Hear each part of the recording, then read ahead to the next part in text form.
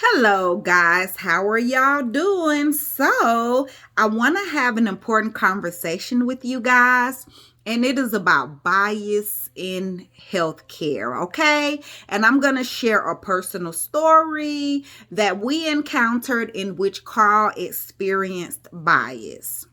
So, as you guys know, I am a board certified family practice physician. So, I am a medical doctor, and I do work in the healthcare system. And a lot of Carl's care, she does receive within the system where I work. So you guys might be thinking, well, how did you experience healthcare bias? You're a doctor. Well, if you look at the statistics, the statistics show that socioeconomic status, education level, income, it does not protect Black people from bias in healthcare. We still experience bias across all incomes, across all professions. And so, yes, this is a very real thing and it happens and we need to talk about it.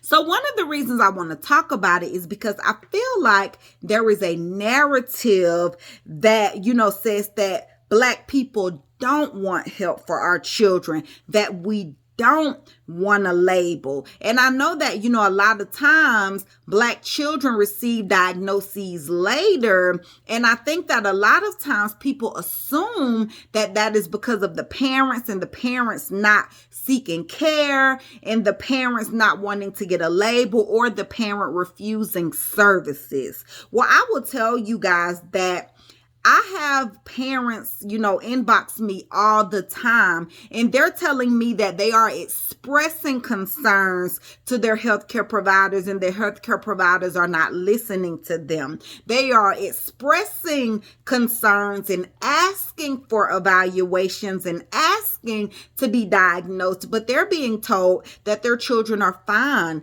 that there's no issue. They're not being given referrals. They're not being given the opportunity to receive services. And so this is very different from the narrative that I see a lot of times. I am seeing parents who do want services, but they're not getting help from their children's providers and they don't know what way to turn. So they're asking, me for help.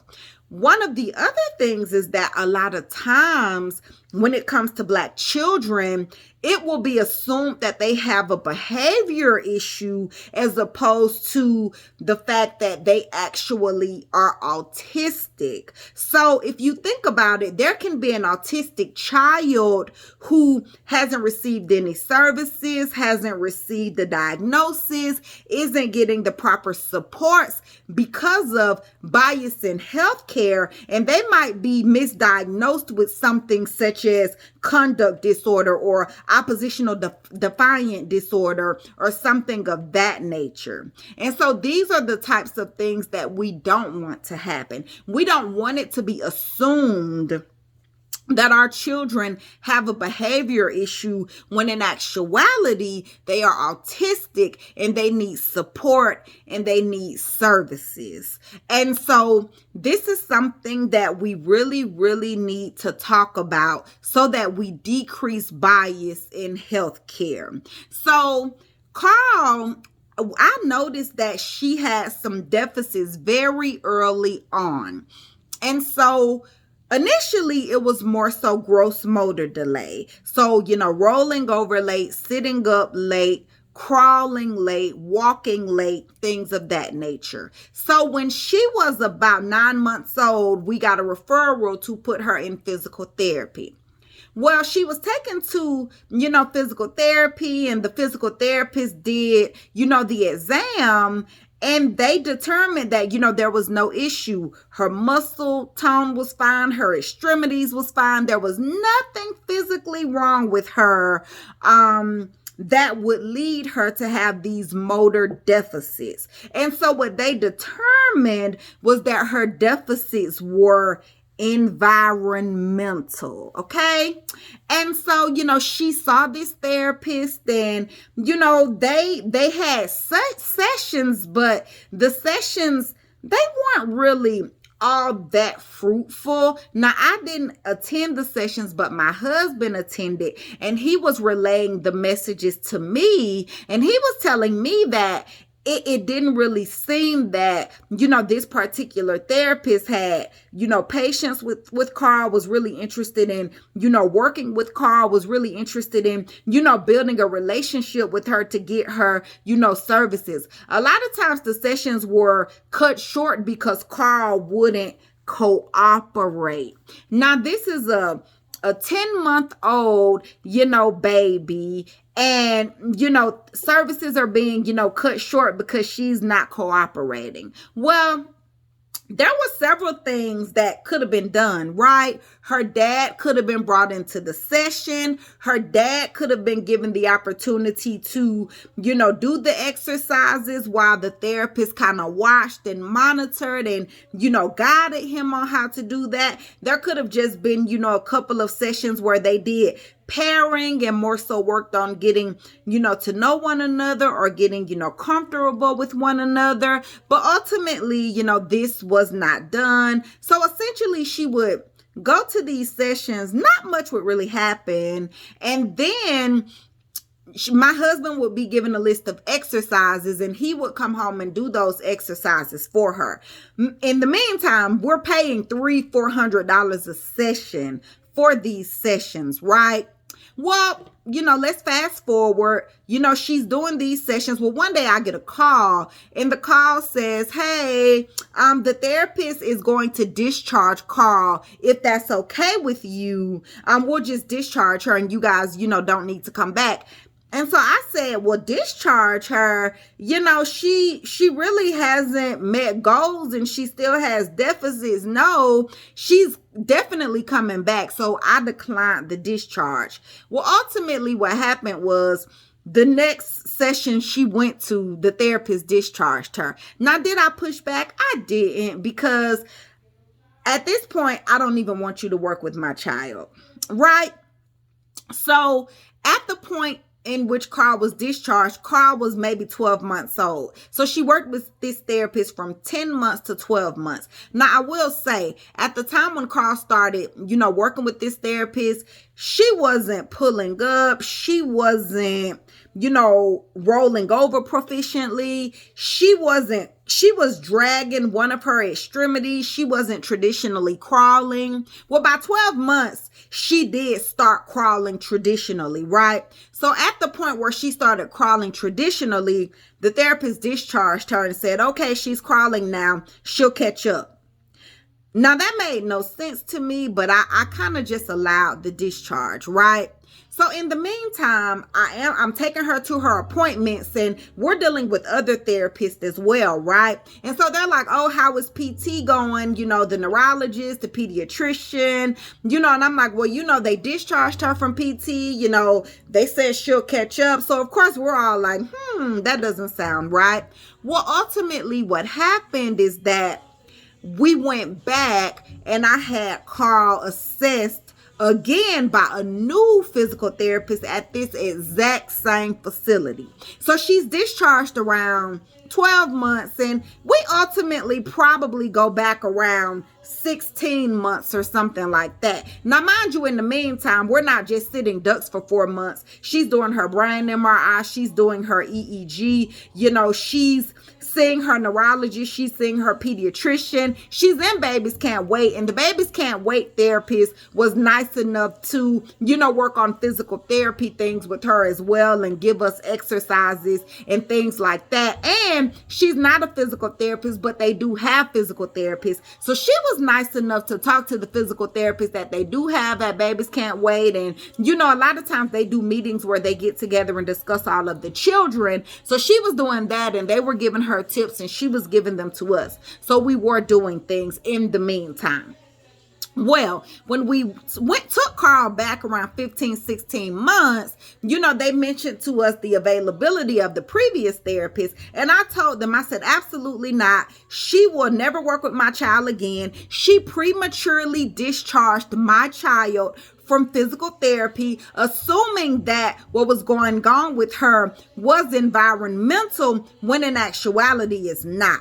So when we start with the new physical therapist, guys, she assesses Carl, and she's telling us that Carl is having hypertonia, that Carl is having muscle spasms and fasciculations. And, she's noticing, that Carl has a left lower extremity weakness, and that Carl, is favoring her right leg. And so she immediately says to us, hey, you guys need to get her to a pediatric neurologist immediately. And we tell her she does have a pediatric neurologist who is, doing a full workup and genetic testing and everything else on her. We have that covered. Now think about this. The initial physical therapist says that Carl is fine, right? So her physical exam is perfectly fine. So we go back within 3 months, and now all of a sudden Carl has all of these deficits. Well, guess what? She had those deficits initially. You know how I know she had them? Because I'm a medical doctor. And so I knew at the time that my child was being impacted by bias. I knew at the time that it was being assumed that this was environmental and due to, something that my husband and I weren't doing, as opposed to being an actual diagnosis. And guess what? This happens to Black people all the time in the healthcare field. Now, I will say my husband was taking her, I wasn't taking her.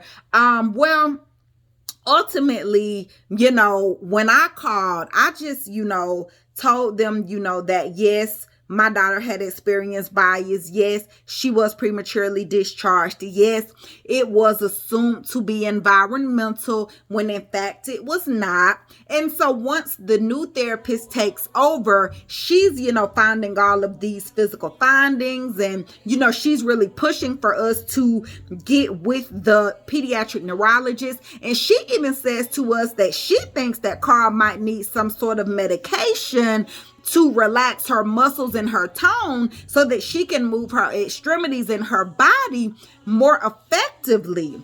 And so I will say the second physical therapist that we received, phenomenal, fantastic, great. And so once we got in with her, I said to her, I told my husband, I said, ask them if Carl needs a brace on that left leg. And so my husband, he asked, but when he asked, the physical therapist was already thinking that at the same time. So she was like, yes, definitely. So she wrote up the notes that Carl needed, a brace. And so it was sent to the pediatrician. The pediatrician prescribed the brace. We ended up going over to CHOA orthotics. And so that is how Carl got her AFO brace and her SMO brace. Now, once she got her brace, things started going really, really, really well. She was walking within 3 months. So Carl was doing really, really, really good at that point. And now she's doing great. Well, I watch a lot of videos, and in one of the videos, I noticed that there was a little baby who doesn't look like my baby who had a brace from infancy. And so as soon as they noticed that there was a deficit with this little beautiful baby, she was given a brace. And so once, she was given that brace, through the video that her mom shared, it just showed, her, crawling with the brace, pulling up with the brace, pre-walking, taking steps, walking, things like that. So that is when it hit me, my daughter should have been, well, honestly, if she had been evaluated, fully, and if the correct findings had been noticed immediately, she could have gotten her brace at 10 months old, and she wouldn't have had to struggle so much. And in my opinion, she likely would have started pulling up and taking steps and walking, sooner than she did. So it is my personal and professional opinion that this initial therapist, who clearly had some sort of a bias towards my child, caused a delay in her care and was ultimately responsible for her doing things much later than she had to. Now, mind you, everything is fine now. We're doing really, really well. I don't have a problem with this facility. I don't have a problem with, the therapist that she ultimately saw. My problem was with this one individual. I will say that when I did, speak to, the other staff in the facility, when I did speak to the pediatrician, when I told everybody what I felt was going on, everybody acted immediately. My child was, set up with a new therapist. She was set up with her AFO braids. She was given the proper care. She ultimately did start walking, when that proper care was put into place. The reason I'm sharing this is because I know that I'm not, the only one who has experienced something like this. I know that, this isn't something that is isolated. This is something that is systemic. A lot of times, individuals in the healthcare field are the gatekeepers to our children receiving the care that they need. And if bias causes them to put barriers in place, that's not good for our children. And so I feel like I have to speak out about things like this. As a medical doctor, I recognize when standard of care isn't being followed. I recognize when evidence-based medicine isn't being followed. I recognize when there is a clear bias. I can act swiftly and quickly to get my child the things that she needs. I navigate the healthcare system very well.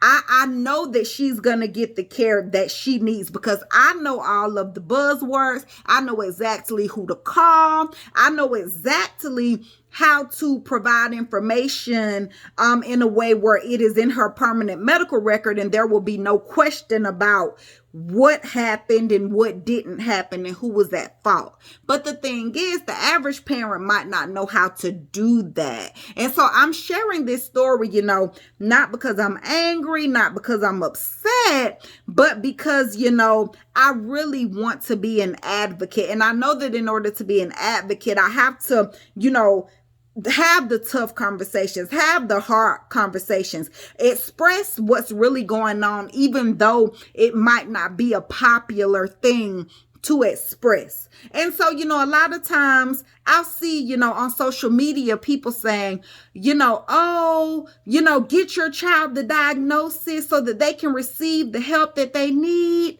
Well, the one thing I do want to say is that help doesn't always come after a diagnosis, guys. There are a lot of barriers. Finances can be a barrier. The parent, having to work can be a barrier. Lack of access can be a barrier. There are wait lists that are years long for children to receive, financial medical assistance. There are wait lists that are years long for children to receive a diagnostic evaluation. And even if you do, receive the evaluation, there are a lot of companies who they might not accept, Medicaid. They might not accept vouchers. And then a lot of times the ones that do, from what I'm hearing in the community, the care that you receive might not be, the best quality care. And so when it comes to, the field of autism, a lot of times care can be based on, what state you live in. It can be based on the finances of the parent. It can be based on, the profession of the parent, what the parent has access to, how knowledgeable they are in terms of, advocacy. And I really wish that it were more equal across the board. every autistic child deserves the proper care and they deserve to receive it in a timely manner. But one of my main points is that there are plenty of parents out there who want to help their children. And Black parents definitely, want to help our children. We want our children to do well, but there are things that Black parents are navigating, including, bias in healthcare, barriers to healthcare. If there are any, parents out there who have experienced bias, who have experienced barriers, if there's anyone who wants to add to this, important conversation, whether you agree with me, disagree with me, have more questions, please, please, please comment. Let's talk about it, because this is a conversation that is very, very, very, very necessary, because some of the inboxes that I'm getting, I do feel like healthcare professionals are responsible for delays in care. And I definitely feel like the healthcare professional in my daughter's case was responsible to delays in care. I am a medical doctor, so I'm not bashing the healthcare field. I understand that, staffing is an issue. I understand that funds and resources are an issue, but that's not the conversation we're having here. The conversation we're having here is specifically about bias against Black children. Okay? And the other thing, that I want to say is, if you're considering, coming on, this video and saying to me, well, can you provide statistics to back up what you're saying? I want you to know that you're gaslighting if that's your response to everything that I've said. And you're more than welcome to go and look up those statistics yourself. Thank you guys. I hope that you enjoyed me speaking on this very important issue. And let's have the conversation. Thank you guys.